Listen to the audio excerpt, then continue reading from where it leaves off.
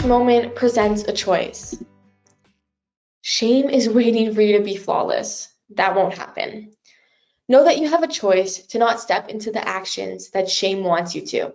The goal of this talk is not to extinguish shame from your mind, but to be able to catch it so that you don't have to go with the actions it encourages you to.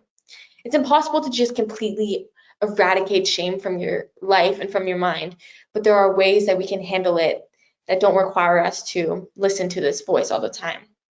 For example, when we make a mistake, we can want to hide and run from our friendships. But instead of following the urge that shame is instilling, we can slow down and begin to choose a different choice. Once you catch that shame voice, pause. Do anything to break the habitual thinking. Do an action of self-love. Give yourself a hug, take a deep breath, recite a mantra. Whatever it is, this cracks away at that shame voice and leads you on the path to choosing a different action. It's important in your life, in your healing of shame, to act in ways that demonstrate you are a person of worth and value.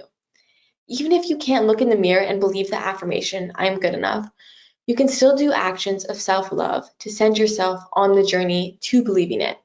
Your mind is always watching your actions and forming how to feel about yourself from that.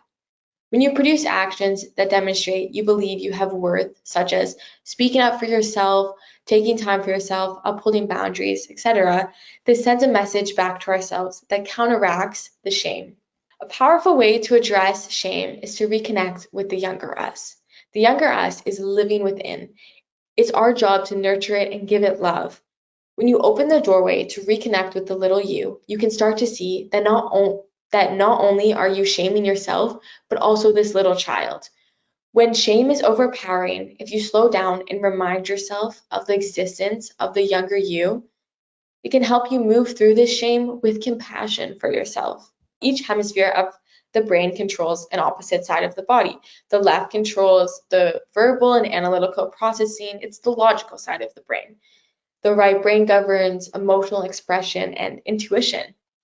It is believed by many psychologists that the inner child can be accessed through the right side of the brain because our inner child is known as our feeling self. It contains our joy, our anger, our sadness.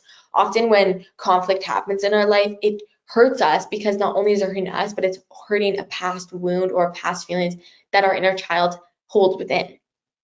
So to write with your non-dominant hand is to let your inner child speak. Whether or not you are left or right-handed, writing with your non-dominant hand accesses right brain functions. And when you write with your non-dominant hand, you express feelings with a greater force and tap into a deeper level of emotional memory.